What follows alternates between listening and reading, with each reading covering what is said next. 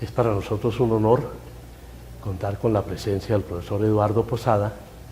Nos acompaña esta vez para celebrar los 25 años del Grupo de Superconductividad y Nuevos Materiales. Voy a hacer una presentación corta de la vida y obra del profesor Posada, es muy amplia, entonces espero que las cosas importantes las pueda decir. Es profesor emérito de la Universidad Nacional, del Departamento de Física, ha sido director del CIF, del Centro Internacional de Física, también director de la ACACE y es miembro de las dos comisiones de sabios, ¿sí? Ha sido en las dos, es tal vez una de las pocas personas que repite, ¿sí? en esta comisión. Y entonces hoy nos acompaña para contarnos, digamos, entre muchas cosas, cómo fue el inicio, cómo fue, digamos, él como impulsor de las bajas temperaturas en el Departamento de Física de la Universidad Nacional y básicamente en Colombia. Entonces, esa es la primera pregunta que queremos hacerle al profesor Posada, que nos cuente cómo fue ese comienzo frío en el Departamento de Física. Bueno, muchísimas gracias, Álvaro. Un honor y un placer estar aquí hoy en esta oportunidad, estar festejando 25 años de vida del grupo de bajas temperaturas y superconductividad. Y el tiempo pasa terriblemente rápido. Entonces, sí, pues yo le agradezco mucho a Álvaro esa presentación que hizo y también pues el hecho de que haga parte o que haya mencionado la misión de sabios, porque realmente el término sabios no se aplica en mi caso, en todo caso. Pero sí, pues quiero recordar un poco cómo empezamos con las bajas temperaturas aquí en el departamento. Y la historia tiene su origen en la misión técnica alemana que estaba aquí en el Departamento de Física desde unos años antes de mi llegada y que, entre otras cosas, por alguna razón alguien había comprado un licuador de helio con unos recursos del BID y el licuador estaba desmontado y guardado en cajas. Cuando llegó la misión alemana, trajeron un experto en el tema, que fue el profesor Keck, que vino y armó el licuador. Y el profesor Keck estuvo un tiempo aquí, montó un laboratorio de bajas temperaturas y después regresó a Alemania. Y eso, pues, no dejó tal vez suficiente gente entrenada en ese tema. Y por lo tanto, el licuador tuvo dificultades para arrancar. Yo había llegado al país hacía pocos meses, regreso de Suiza con la familia, y estaba trabajando en el laboratorio de la Federación de Cafeteros por aquí cerca. Yo había montado en Suiza los laboratorios de bajas temperaturas en el Instituto de Física, lo cual pues me dio alguna experiencia en la operación de licuadores y cosas por el estilo. Entonces el jefe de la misión alemana, que era el profesor Fritsch, oyó hablar de mí y como tenía problemas con el licuador me invitó a que yo viniera a ver si podíamos ponerlo a funcionar. Y realmente pues lo logré, no tenía ningún problema complejo.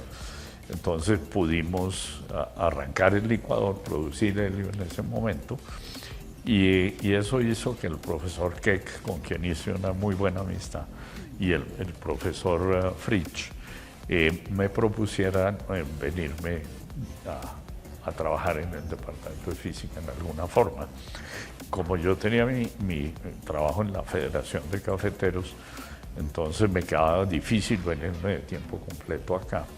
Pero entonces me vinculé como profesor de cátedra y pues fue un periodo muy agradable realmente aquí, porque pues pude arrancar con un grupo de investigación, entre los cuales estaban en un puro comienzo Gustavo Holguín, Darío Rodríguez, Guillermo Franco, y más adelante Álvaro, que hoy me acompaña. Entonces fue un periodo muy agradable en que realmente sí empezamos a hacer cosas en superconductividad y tuve la oportunidad de dirigir un número importante de tesis de maestría. Todavía no teníamos doctorado, pero sí fueron como una docena de tesis de maestría en temas varios. Yo regresé al país en el 75 exactamente y me vinculé con la universidad en el 76, o sea, hace un montón de tiempo, hace 40 años. ¿Cuándo fue más o menos la vinculación suya aquí al departamento de física? Yo creo que el episodio del licuador fue bastante temprano, por ahí como hacia mediados del 75. Y ya entré como profesor de cátedra a finales de ese año, yo creo comienzos del 76. En ese momento había un vicerrector que era físico, Jaime Rodríguez, entonces él estaba especialmente interesado en el tema. Además es físico experimental, de manera que él estaba muy interesado en que yo trabajara. Y así fue como arrancó el grupo. En realidad se fue montando poco a poco y tuve el gusto de tener estudiantes muy brillantes, todos muy creativos, y yo dirigí en total una docena de trabajos de maestría. En esa época todavía el doctorado en física no había surgido en forma. Y ahí también mantuvimos una colaboración estrecha con la Universidad de Lausana, donde yo había hecho el doctorado, que sirvió pues también para que algunos de los jóvenes del grupo fueran a pasar temporadas allá. Y además que posteriormente, cuando allá hicieron unos reajustes, nos donaran una cantidad de equipo bien importante que todavía veo funcionando en el departamento. De manera que fue un periodo interesante que motivó a mucha gente a hacer física experimental. Sí, yo quisiera pues agregar un poco de cosas a las que ha dicho Eduardo, que son muy importantes. Realmente, pues sí, usted llegó y impulsó no solamente las bajas temperaturas, sino esa dirección de tesis de maestría en la física de las bajas temperaturas. Yo fui uno de esos estudiantes, digamos tangencialmente con las bajas temperaturas, porque me dediqué pues a la parte de la física nuclear con el efecto Metzbauer, pero necesitábamos hacer mediciones a bajas temperaturas y ahí entonces Eduardo pues me apoyó muchísimo. La relación con la Universidad de Lausana, yo sí creo que hay que resaltarla siempre. Yo fui muy afortunado porque pude ir muchas veces, tuvimos una relación muy buena con el profesor Rinderer, entonces, pero él fue realmente uno de los que nos apoyó en todo sentido, ¿no? En todo sentido nos donó equipos nuevos, nos donó equipos, digamos, no nuevos, pero en uso, que todavía tenemos, ¿sí? Como usted dice, que todavía... Y vale la pena ahí comentar algo que me parece importante dentro de ese tipo de colaboración. Es el hecho de que nunca se firmó ningún convenio con Lausana. Para mí es el tipo de relación directa que mejor funciona finalmente, de personas que se conocen, y de ahí puede surgir una colaboración interesantísima sin que haya que formalizarla con un convenio escrito y con 1000 firmas. Yo creo que es lo que uno debe buscar, es esa relación directa con colegas de otros países que estén en el mismo campo, y yo lo he vivido en otras áreas como en el CIF, por ejemplo. En el caso de la biofísica hemos tenido una muy buena colaboración con el Instituto Max Planck de Göttingen, donde hay también un colombo alemán que lo dirigía hasta hace muy poco, y la colaboración ha sido de ese estilo, muy fluida, donación de equipo, cosas de ese estilo. Y yo creo que es lo que debe procurar. Sí, las relaciones entre las personas son realmente las que mueven todos todos los proyectos que se quieran realizar. Sí, tal vez valdría la pena mencionar que este grupo de superconductividad y nuevos materiales pues nació ahí en el grupo de bajas temperaturas. Sí, cuando yo regresé de Alemania yo vine, estaba el boom de los superconductores de alta temperatura crítica. Yo estuve trabajando ahí pues en otras cosas, pero luego también entonces me fui inclinando hacia las bajas temperaturas y terminé por dejar la otra área del conocimiento, que eran los semiconductores amorfos. Claro, sí. Que sí. Y yo recuerdo que en esa época logramos sintetizar un compuesto univacuo poco después del descubrimiento de esos materiales en Suiza, de hecho, en la IBM de Zurich. Y eso también suscitó mucho interés por el tema y atrajo otros investigadores. Y es un campo de investigación que hoy sigue siendo muy interesante y sigue teniendo un potencial muy grande de aplicaciones prácticas también, ¿no? Entonces, pues también precisamente fue la llegada de Álvaro al grupo a partir del silicio amorfo, lo recuerdo muy bien, que utilizaba técnicas también de películas delgadas y técnicas afines, ¿no? Sí. O sea, pasar del silicio amorfo a la superconductividad en la parte experimental por lo menos no es tan difícil. La experiencia de la producción de películas delgadas y eso, y la amistad que había, ¿no? Por haber estado antes, eso fue tal vez lo que fue llevando a que el grupo fuera creciendo más. Sí. Entonces es muy grato ver pues que a raíz de todos esos trabajos iniciales en bajas temperaturas y en superconductividad, pues el tema se sigue estudiando aquí en el departamento, porque pues yo considero que es un tema importante, sin duda. Ojalá algún día se encuentre un superconductor a temperatura ambiente, pero no más con las cerámicas superconductoras hay mucho trabajo por hacer. Y también hay mucho trabajo teórico por hacer, porque yo creo que todavía no se ha entendido totalmente cómo funcionan esos materiales de alta temperatura crítica. La verdad es que es un tema de investigación muy valioso. En otras ciudades también pues hay que reconocer que Pedro Prieto, que fue un estudiante aquí, no estudiante mío, pero que también trabajó aquí en el departamento, él creó un grupo muy fuerte en la Universidad del Valle y produjo muy buenas películas superconductoras también, etc. La verdad es que es un tema que se ha generalizado y que ojalá siga creciendo.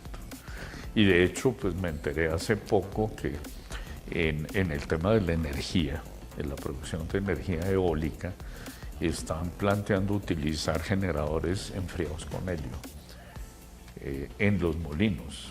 Es decir, el molino, meterle un generador enfriado por helio, porque tendría un tamaño mucho más reducido y una eficiencia mucho más alta, que pagaría que se le meta helio a un aparato de esos, ¿no? Entonces es un tema realmente interesante y que ojalá pues siga teniendo importancia aquí en el departamento de física. Sobre todo que también hay un grupo teórico que trabaja en el tema. Y como lo decía, pues es una de las actividades que hay que desarrollar para comprender bien cómo es que funcionan todos esos materiales tan misteriosos y que tienen perspectivas realmente interesantes, ¿no? Y pues que permiten, ¿no?, la formación de los estudiantes realmente en temas que son de actualidad. Eso es una cosa muy importante en este desarrollo de la física básica. Sí.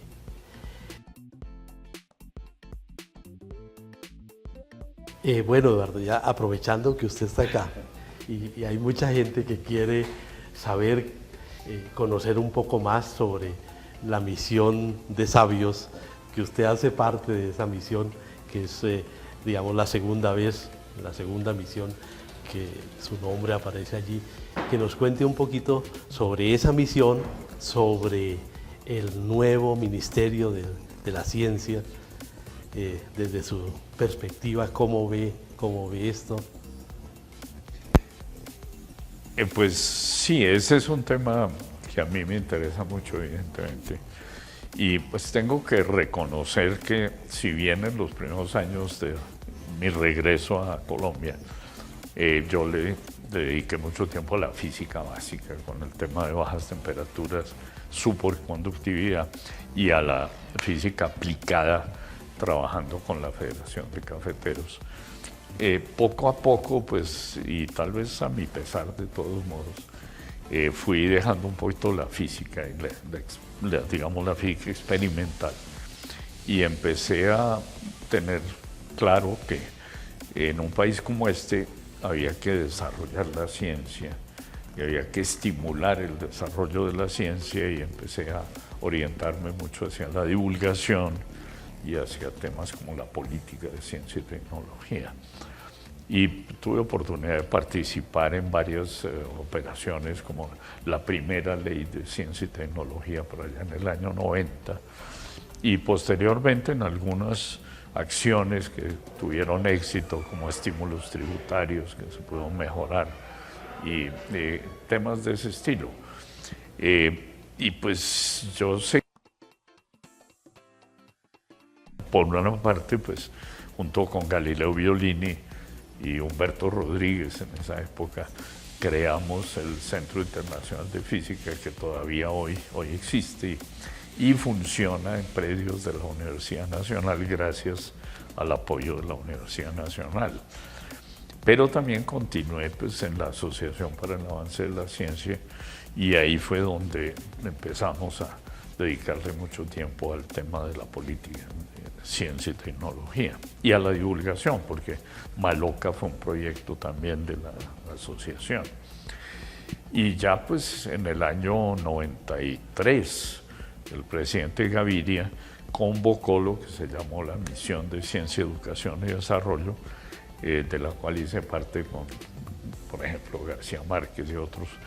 Y el objetivo en ese entonces era hacer propuestas de largo plazo para el desarrollo de esas áreas, ciencia, educación, en Colombia.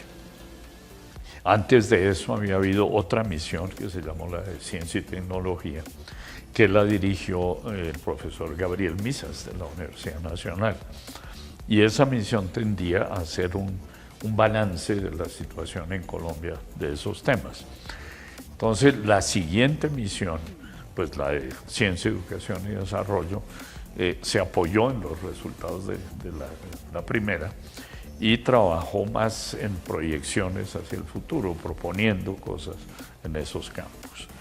Y finalmente, del trabajo de esa misión resultaron una serie de libros que cada uno de los comisionados y su grupo escribieron.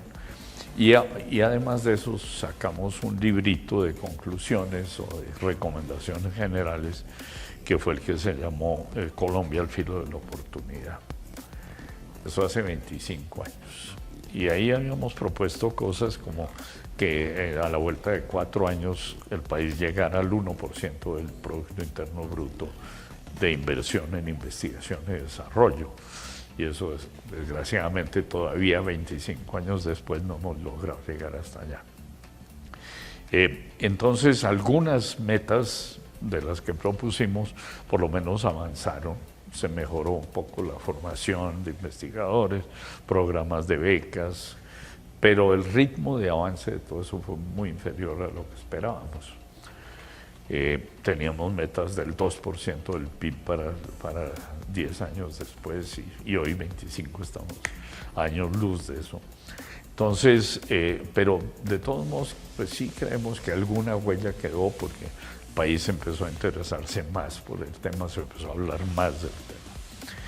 Y luego, pues una de las sugerencias que habíamos hecho, pero que no prosperó, era la de consolidar la parte formal de la ciencia. O sea, se discutió la posibilidad de proponer que Colciencia se volviera un ministerio, pero eso en esa época pues no tuvo ningún eco.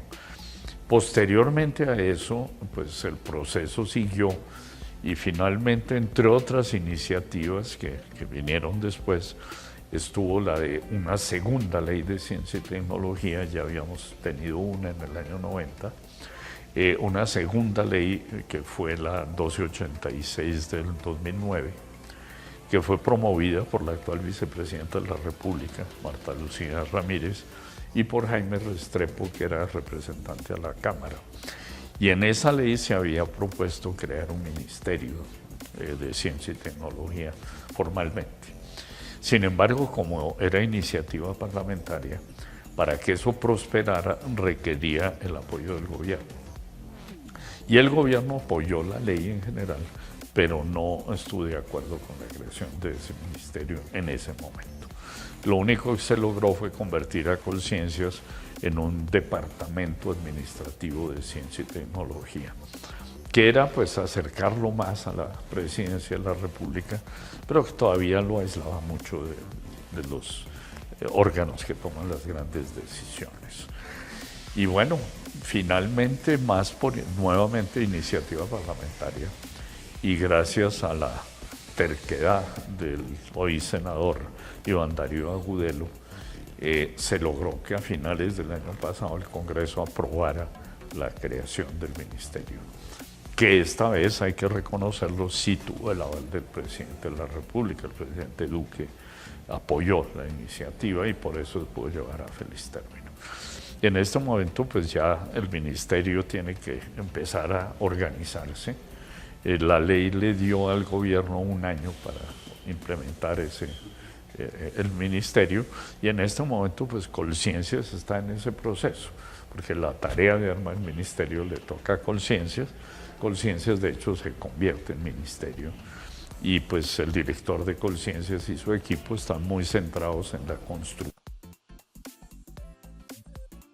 Una pregunta, y digamos ahí, ¿cómo entra la nueva misión de...?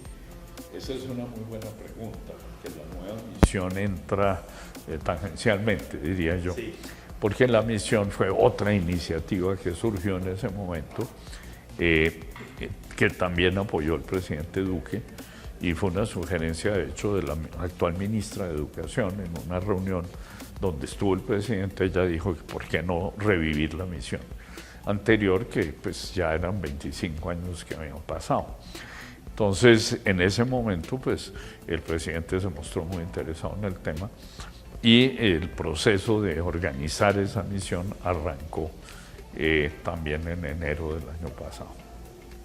Y quedó en cabeza de la vicepresidenta de la República, de Marta Lucía, precisamente la promotora de la ley anterior, y en cabeza de la ministra de Educación y de Colciencias. Y ellos organizaron una misión que esta vez fue diferente en su estructura a la anterior, porque en vez de 10 comisionados como en la otra, en este momento son 47, de los cuales hay una buena docena de extranjeros, que eso pues es una innovación, porque en la anterior no hubo ninguno.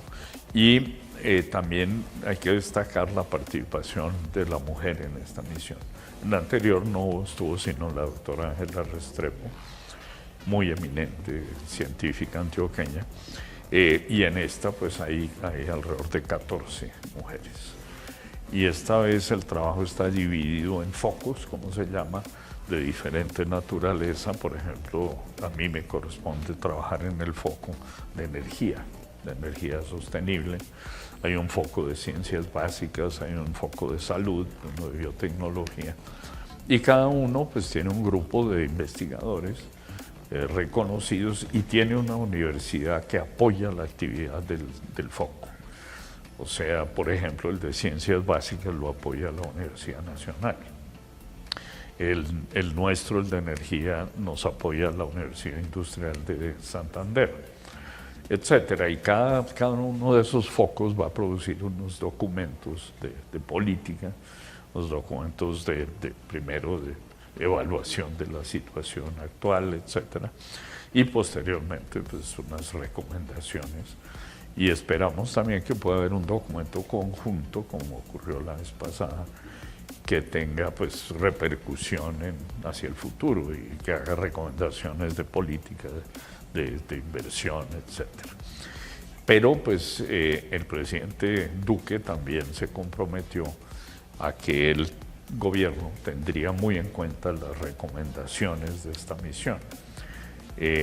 No alcanzan a quedar en el plan de desarrollo, porque el plan de desarrollo va a ser aceptado o aprobado en mayo, y la misión concluye su trabajo en noviembre, de manera que pues, es después de la aprobación del plan, pero hay otros mecanismos para que estas recomendaciones se puedan poner en marcha. Hay una diferencia con la primera misión, la del presidente Gaviria, porque en esa misión el trabajo final se le entregó al gobierno cuando ya el gobierno se estaba yendo. Nosotros entregamos el informe en julio y el gobierno terminaba en agosto. Entonces el gobierno que propuso la misión no pudo pues, ponerla en práctica. Y luego el siguiente gobierno trató de implementar algunas cosas, pero tuvo otras dificultades que no facilitaron el trabajo. En esta oportunidad se van a tener 3 años de gobierno por delante, lo cual pues sí nos llena de la esperanza de que esas recomendaciones se logre poner en práctica. Yo pues veo con mucho optimismo lo que está pasando en este momento. Creo que ya pues el hecho de que el señor director de Colciencias ya asiste como ministro al Consejo de Ministros, pues eso ya cambia el panorama porque le da mucha más capacidad de interlocución con el alto gobierno, mucha más cercanía con el presidente de la República, y por eso creo que pues, las cosas pueden funcionar mejor que en otras oportunidades. El país tiene que hacer ciencia, tiene que hacer mucha inversión en ciencia. La ciencia y la tecnología avanzan a una velocidad vertiginosa y cualquier país que quiera avanzar tiene que dedicarle mucha prioridad a esos temas. Sí, señor. Sí, pues esperemos todos.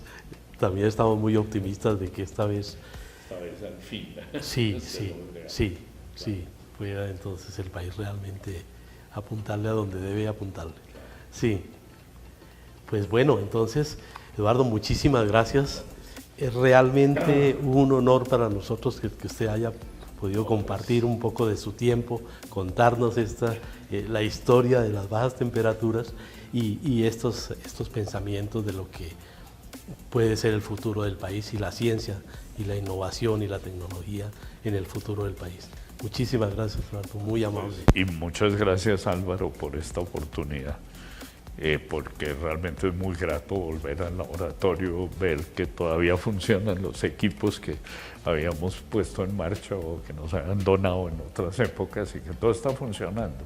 Entonces es muy satisfactorio verlo y muy grato pues esta oportunidad. Para mí pues, es un gusto, y lo único es que lamento no poder acompañarlos en la celebración oficial en presencial, porque tengo un viaje que no puedo cambiar el 10, pero pues yo les deseo muchísimos éxitos en esa celebración, y también creo que pues ojalá las bajas temperaturas y la investigación experimental siga con fuerza aquí en el departamento, porque realmente se necesita, ¿no? Entonces, mucho éxito y hasta pronto.